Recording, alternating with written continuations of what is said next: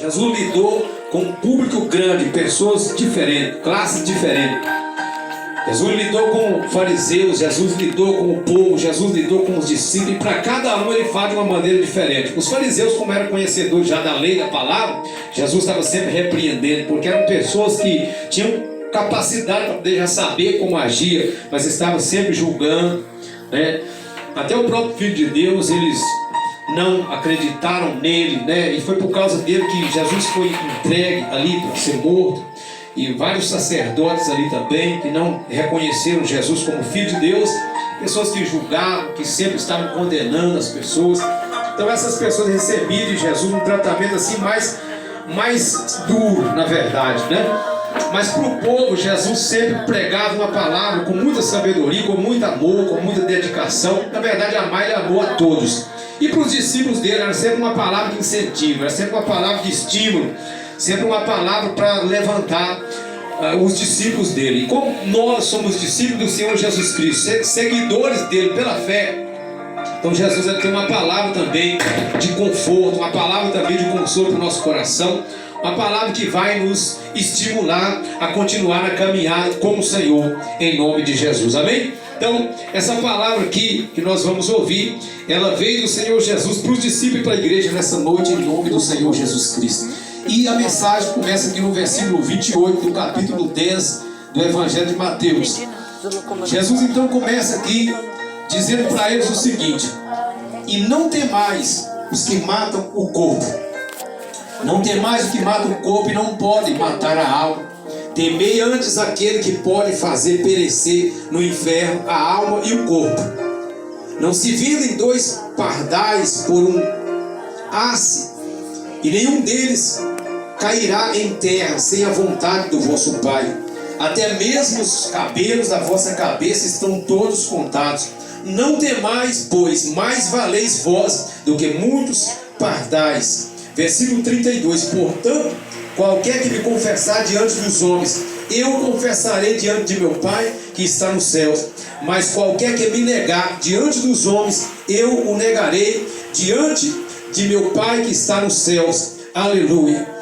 E aí, continuando, ele diz assim: não cuideis que vim trazer paz à terra. Não vim trazer paz, mas espada. Porque eu vim pôr em dissensão o homem contra seu pai, e a filha contra sua mãe, e a nora contra sua sogra. E assim os inimigos do homem serão os seus familiares. Quem ama o pai ou a mãe mais do que a mim, não é digno de mim. E quem ama o filho ou a filha mais do que a mim, não é digno de mim. E quem não toma sua cruz e não segue após mim, não é digno de mim. Quem achar sua vida, perdê-la-á. E quem perder sua vida por amor de mim, achá-la-á. Quem vos recebe, a mim me recebe. E quem me recebe a mim, recebe aquele que me enviou.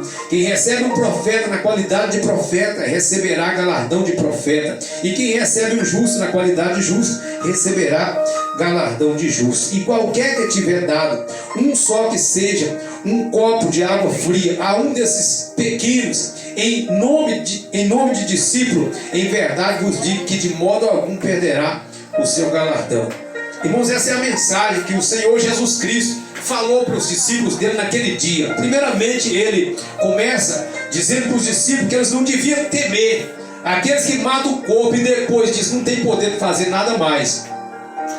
Tudo aquilo que possa, irmãos, oferecer algum risco para o nosso corpo, para essa matéria, nós não devemos temer a isso, porque além disso aqui nós temos uma alma dentro de nós, e só tem um que tem o poder de fazer perecer essa alma no inferno, e esse corpo, que é o dono dela, que é Deus, que é todo poderoso. Mas Ele prefere trabalhar na nossa vida por amor. Deus não quer levar ninguém à condenação. O desejo de Deus é que toda alma seja salva e chegue a pleno conhecimento da verdade, porque está escrito na Bíblia.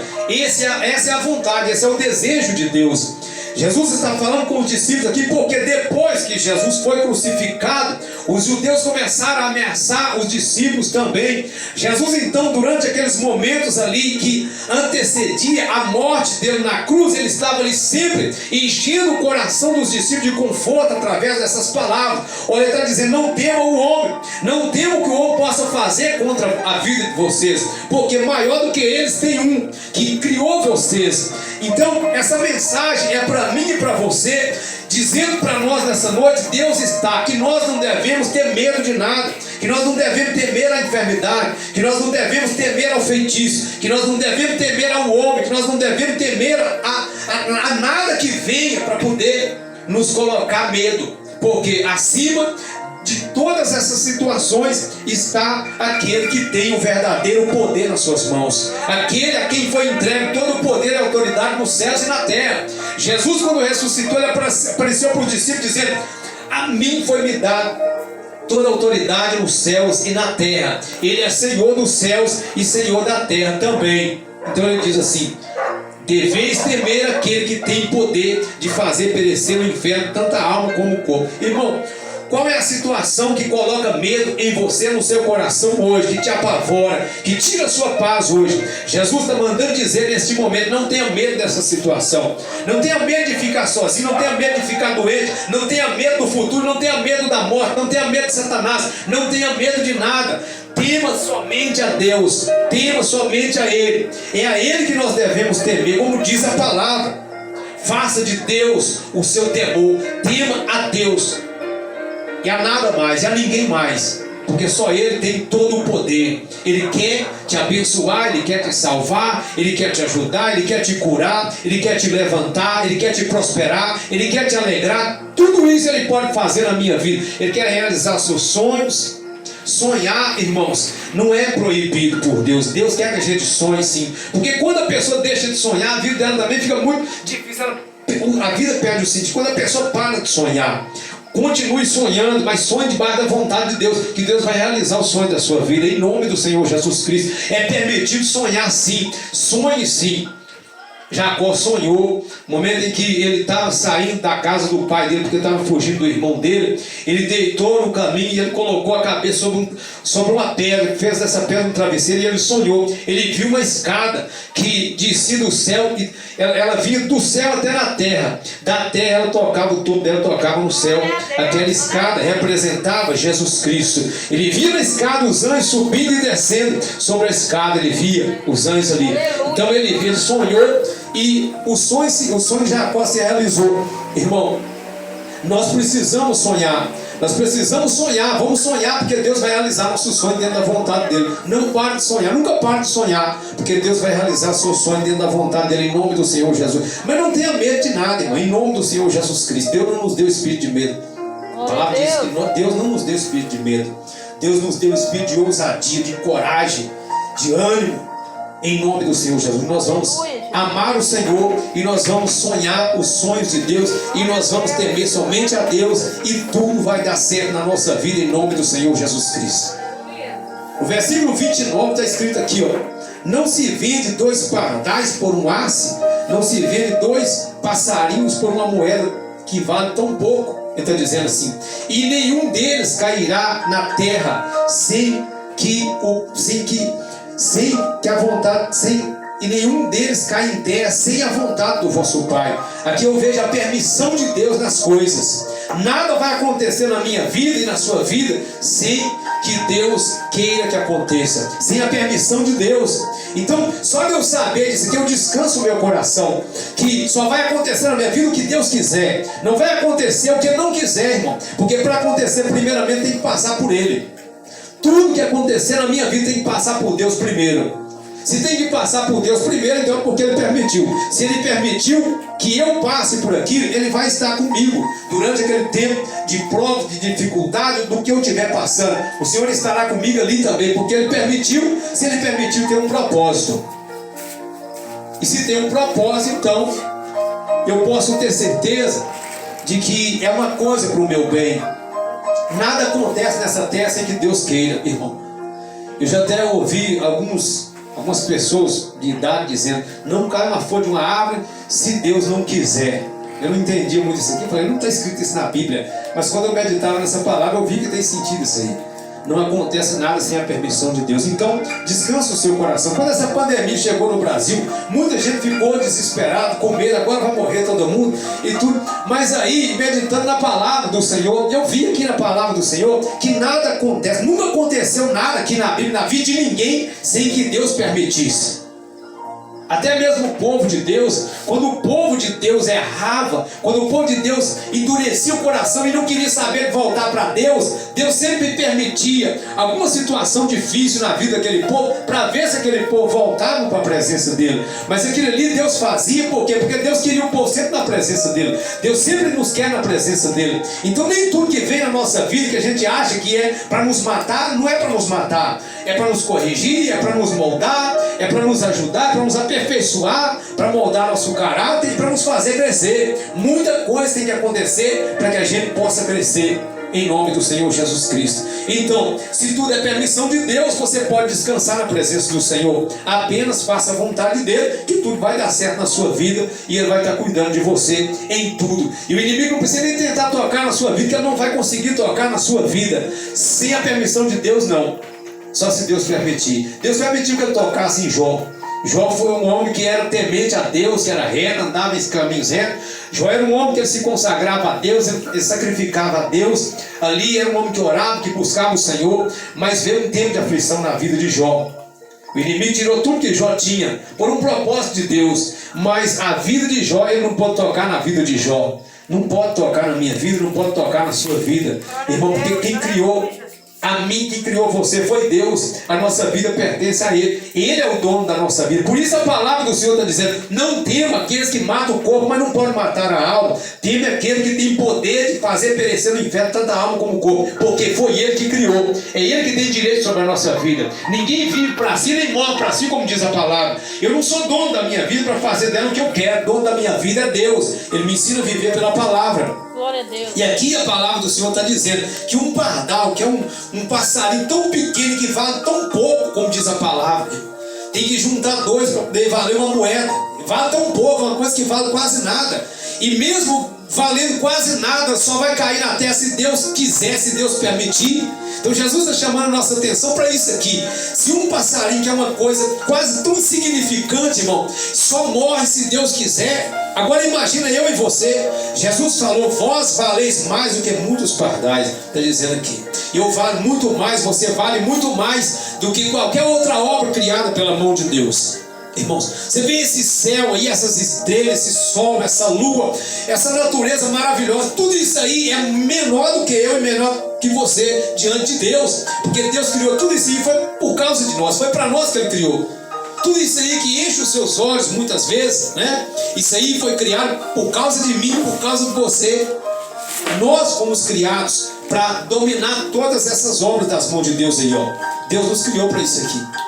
Mas muitas vezes nós não conseguimos entender. Muitas vezes nós não conseguimos reconhecer na nossa vida o bem precioso que Deus colocou nas nossas mãos. Nós temos livre-arbítrio, irmãos. Agora Jesus está falando de uma coisa que é pequena, que é minúscula, e que muitas vezes a gente não percebe isso aqui. Que Deus está cuidando de nós nos mínimos detalhes. Nós estamos vivos aqui agora, por providência de Deus. Eu tenho certeza que Deus já me livrou da morte várias vezes. Os livramentos que eu vi, eu posso testemunhar e falar e contar. E os que eu não vi? E os livramentos que Ele me deu. Até quando eu estou dormindo, Deus está me livrando. Irmãos, nós somos seres humanos, irmão, e qualquer coisa pode nos matar. E Deus nos livra a todo momento da nossa vida. Quando você sai da sua casa, você vai passar numa rua e não dá certo você passar. Você se lembra de voltar. Deus te deu livramento ali, você nem sabe.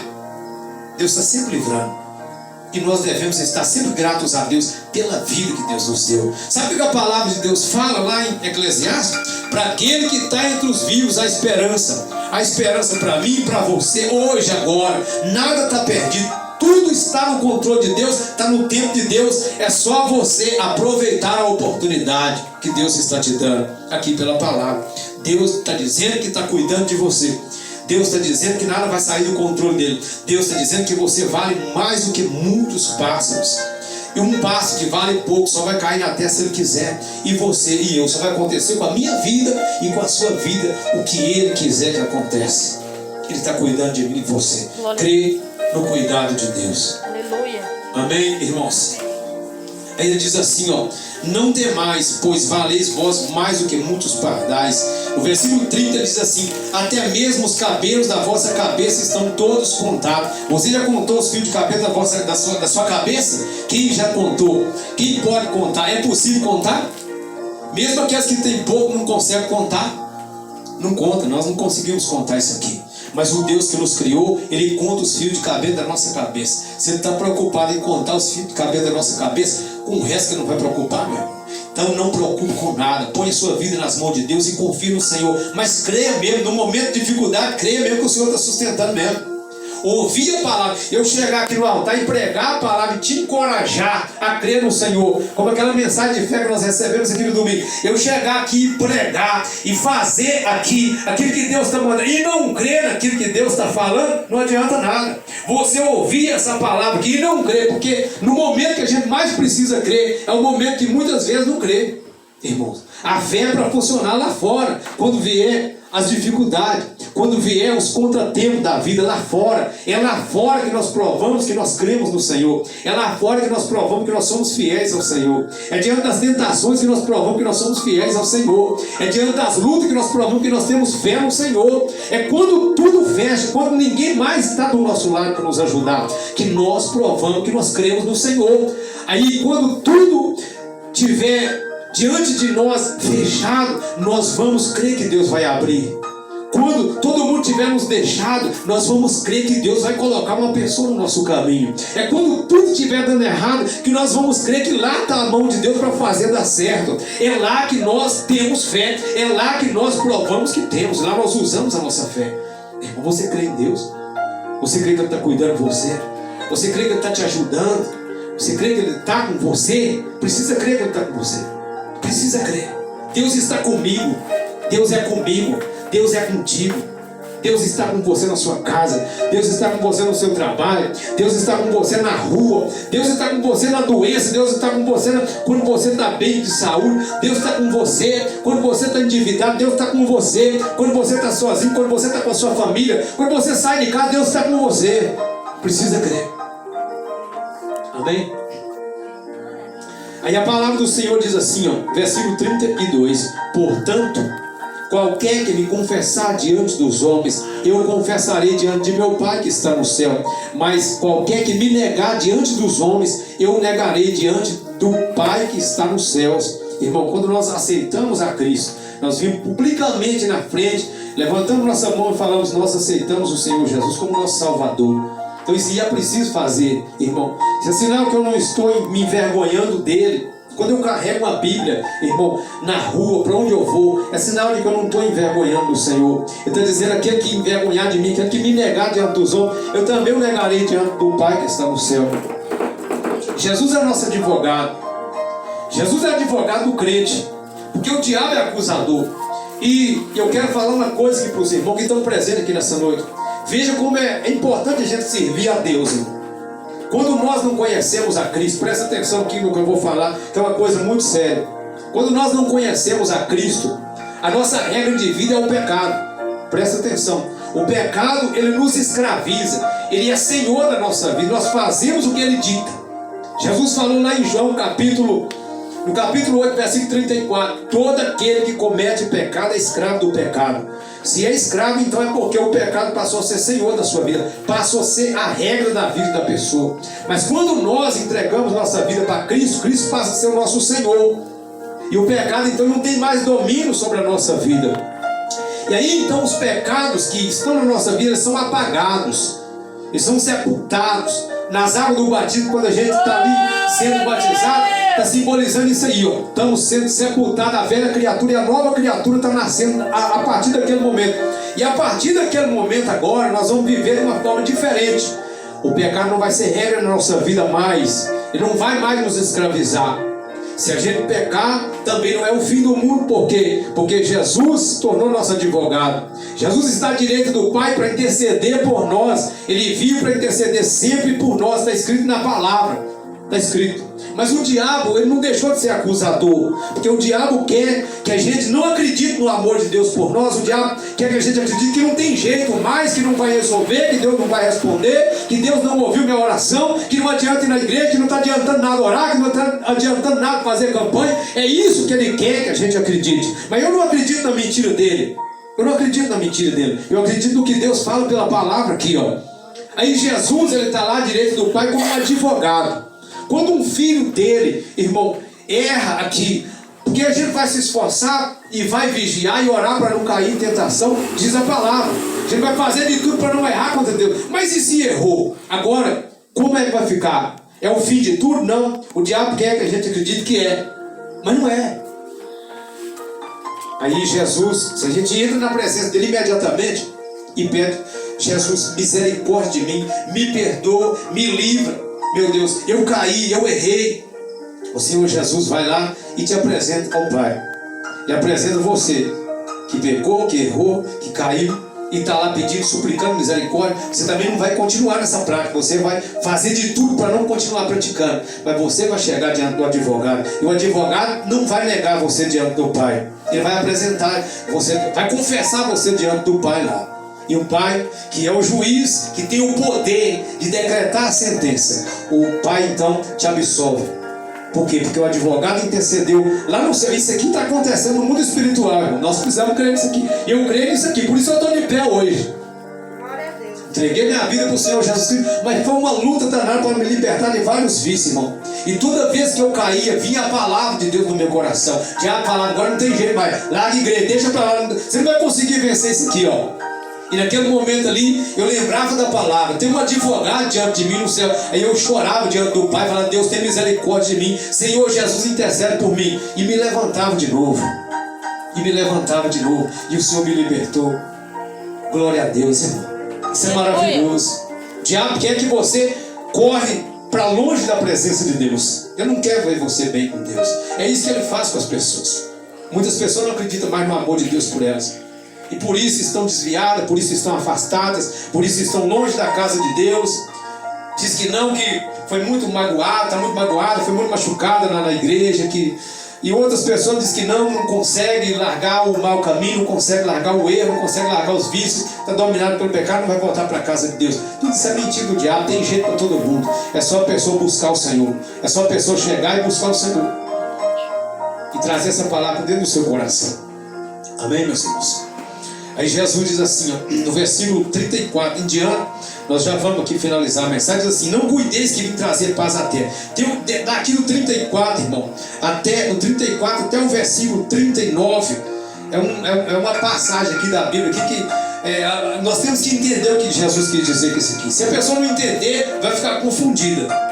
Veja o que Jesus falou aqui, ó. Não penseis, não cuideis que vim trazer paz à terra. Não vim trazer paz, mas espada. Se a pessoa não entender, esse aqui ela vai ficar bem confundido com isso aqui, ó. Quem acha que Jesus veio trazer paz à terra? Levanta a mão, por favor. Ninguém? Você não acha que Jesus... Ele é o príncipe da paz, irmão. Antes de Jesus vir na terra, um dos nomes dele lá em Isaías é o príncipe da paz. Ele veio trazer paz, sim. Mas ele estava dizendo aqui que a paz que ele veio trazer, nem todo mundo aceitaria. Ele veio trazer espada, ele veio para fazer uma obra. Ele morreu na cruz. E a Bíblia diz lá em Isaías 53: o castigo que nos traz a paz estava sobre ele, e pelas suas pisaduras nós fomos sarados. Ele trouxe uma espada, ele trouxe a palavra de Deus, e com a espada ele lutou. E ele foi morto na cruz do Calvário. E a morte dele se tornou em vida para nós. Agora não é todo mundo. E quando a vida dele age em nós, e nós passamos a ter paz verdadeira. Quando Jesus deixou esse mundo, antes dele deixar, ele falou com os discípulos assim, ó: deixo-vos a paz, a minha paz vos dou. Então esse sacrifício de Jesus na cruz, ele traz paz para a minha vida e certeza do amor de Deus para o meu coração. Mas não é todo mundo que quer essa paz. Ele falou que há uma divisão. Ele falou: eu vim causar, diz aqui no versículo 35, ele falou: pois eu vim pôr em dissensão o homem contra seu pai, filho contra sua mãe, nora contra sua sogra, e assim os inimigos do homem serão os seus próprios familiares. Isso aqui é quando um aceita Jesus na casa e o outro não aceita. Quando um aceita a paz do Senhor Jesus, o outro não aceita. Há uma divisão na casa. Muitos não aceitam. Um aceita, o outro não aceita. Aí fica uma divisão, fica dividido. Aí existe então essa guerra. É isso que Jesus quis dizer. Mas ele veio trazer paz, sim. Ele está trazendo paz ao seu coração, em nome do Senhor Jesus Cristo. Está trazendo paz para a sua vida nessa noite. Aleluia. Amém, irmãos? Ele está dizendo aqui: quem ama o seu pai ou sua mãe mais do que a mim não é digno de mim. E quem ama o seu filho ou sua filha mais do que a mim não é digno de mim. E quem não toma a sua cruz e não segue após mim não é digno de mim. Nós devemos amar as pessoas, devemos é mandamento do Senhor. Você deve amar seu pai, sua mãe, seus irmãos, amar até seus inimigos. Jesus ensinou a amar até os inimigos, não foi? Amai vossos inimigos e orai pelos que vos perseguem. Mas essa pessoa não gosta de mim, ela só deseja o mal para mim. Jesus falou, amai os vossos inimigos e deixa o resto com Deus, que Ele vai cuidar do resto. Ah, mas essa pessoa merece morrer. Deixa que Deus que deu a vida para ele. Deus é que sabe, Deus vai cuidar dessa pessoa. Mas essa pessoa só sabe me maltratar. Essa pessoa comprou, não me pagou. Essa pessoa brigou comigo, fez isso. Deus é justo, coloca nas mãos do Senhor e ama essa pessoa, ore por ela, deseja o bem para ela. Mas aí Jesus falou assim, quem ama o seu pai, ou a sua mãe, ou o seu filho, ou quem quer ser mais do que a mim, não é digno de mim. Ou seja, é aquela pessoa que deixa Jesus por causa de uma pessoa. É aquela pessoa que é capaz de deixar a fé, deixar a igreja por causa de alguém, por causa do pai ou por causa da mãe que não concordou com a fé dela, que não concordou com a decisão dela. E muitas pessoas têm feito isso. Tem preferido ficar com o pai ou com a mãe ou com o filho do que ficar com Jesus. E no final de tudo, todos eles estarão precisando de Jesus. E como que vai fazer? Como que vai resolver isso? Final de tudo, você, seu pai, sua mãe, todo mundo vai estar lá diante do Senhor Jesus Cristo. Então ame Jesus. Entrega a sua vida para Jesus. Mesmo que vai ser difícil enfrentar a situação.